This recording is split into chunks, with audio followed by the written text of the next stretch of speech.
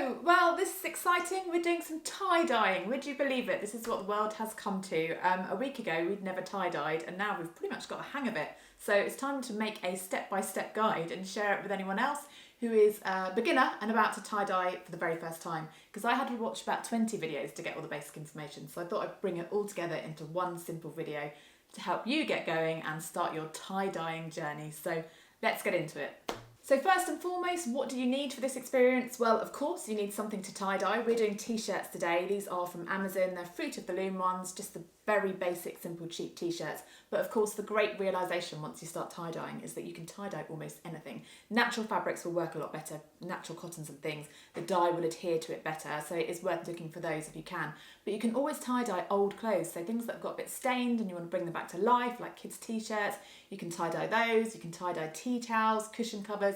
You will be looking around your house for just endless things to tie-dye once you've done your first lot. But today we were going with t-shirts to keep it simple. Something else to note as well, if you've got brand new t-shirts, it is worth washing them first because sometimes they can have a residue on them which can interfere with the dye adhering and you just might not get as good effect. So good practice is to just put them through the washing machine first. Next up, you're going to need some dye, of course. Now, various ways you can buy this, but we went for buying a kit initially on Amazon, and if you are a beginner, you probably want to do the same thing.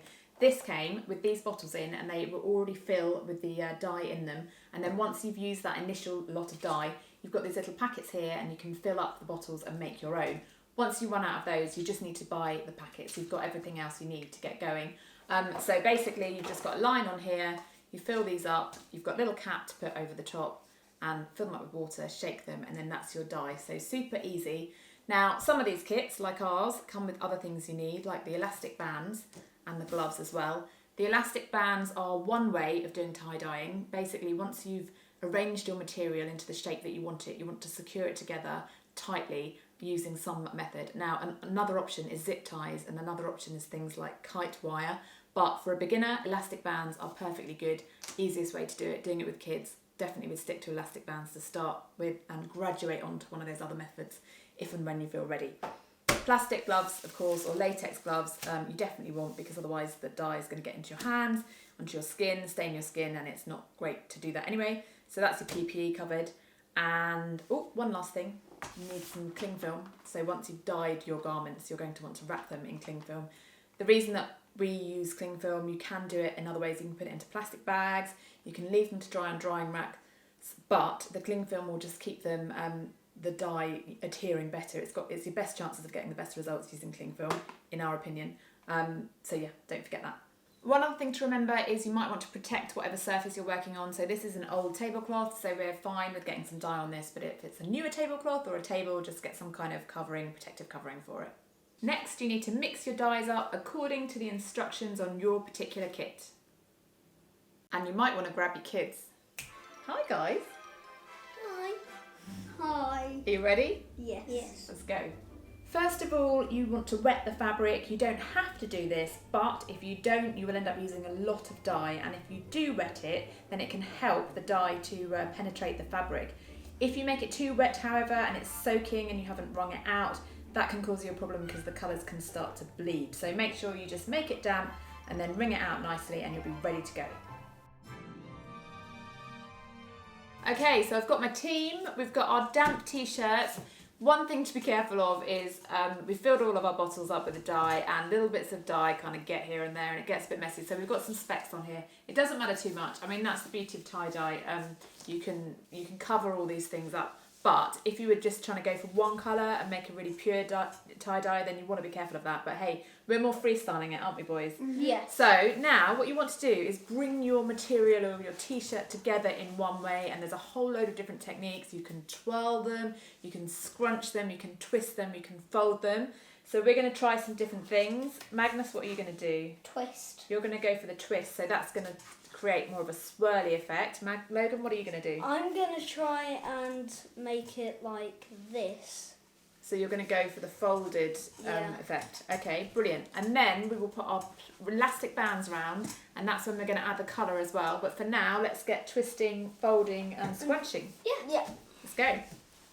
So Logan, you're pleating yours, that's the word I was looking for. I'm actually going to go for the easiest style possible, which is literally just scrunching mine together. So just bring it together in quite a random style, but it does create quite a good pattern at the end. quite honestly, you can't go wrong. You're going to end up with something fun. You know, like Magnus, that was one of your first attempts that you're wearing now. And you didn't even scrunch it for that, you just chucked the colours at it, didn't you? But it looks great and we love it. And we could even re-tie-dye it, couldn't we, one day if we fancied a change. It's the perfect thing to wear for tie-dyeing as well, because if you get any colour on you, it's not going to make too much difference actually, is it? So it's a good idea. We'll make it cooler anyways.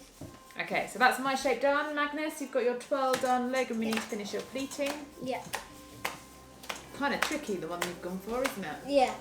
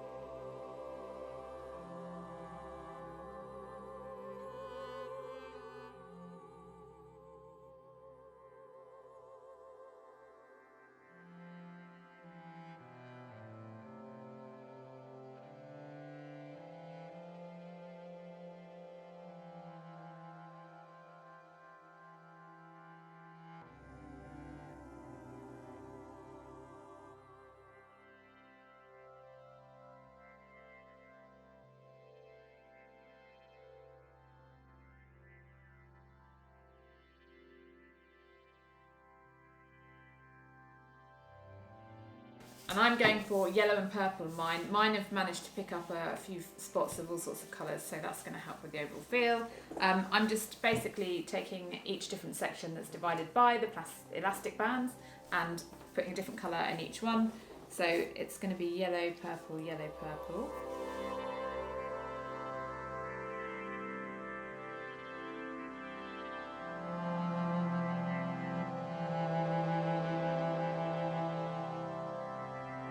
Okay, so we're all done. The boys have done an amazing job. One thing you might note is that we've got these directly on our table here. Now, some people do use drying racks. We don't have enough drying racks to do this with. What you do have to be careful of if you're not using drying racks is that you don't get too much of the colour on the table and then it interferes with the different sections. So I've just had the kitchen roll handy and I've been using that to mop up as we go along, and I think we've got away with it. But ideally, you might want to use drying racks. What we're going to do now is wrap them in cling film. Now, the reason we're going to do that is because it keeps them moist and it also helps the colour to adhere to the fabric. Our instructions on our pack says 6 to 8 hours. Check out what your instructions say, it varies. We'll probably just leave them overnight for convenience. Also, wrapping them in cling film means we can just put them all together in one bag without the colours transferring, and that just makes them easy to get out of the way. I don't have, you know, loads of space to dry all these in and to let them set in. Once that's done, we're then going to rinse them individually and wash them individually, and that's really important to remember. Also, you want to do that at the hottest temperature that the material you're using recommends you can do, which is about 60, I think, with our t-shirts. And so that's a little bit of a long process, probably the longest part of it, but it is really important that you wash them separately, otherwise the colours might mix and you won't get as good results. And then you might want to dry them, and then hopefully we'll be ready to show you our finished produce. Oh, cling film. Don't wear it with children's animals or cling film, I say. Right. There we go. That one's nicely covered. Elastic bands? Over the top again, because it might actually interfere with the pattern. It's a good idea in theory. I'll tell you what I'm going to do. I'm going to double wrap them. That's going to be our safety.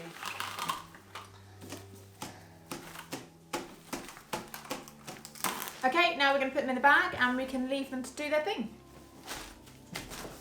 The big long sausage. Put them a bit.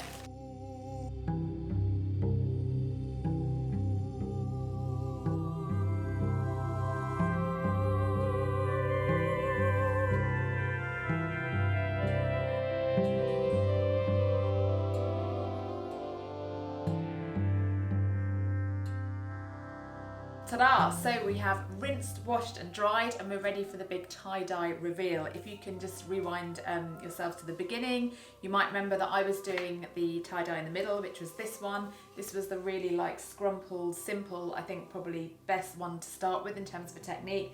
So just pushed it all together, wound it up with some elastic bands and sporadically put a couple of different colours on in different sections, and it's come out like this. I'm really pleased with that, given that it was very simple, don't need any experience or any kind of technical know-how to do this one, and actually came out pretty well, so happy with that.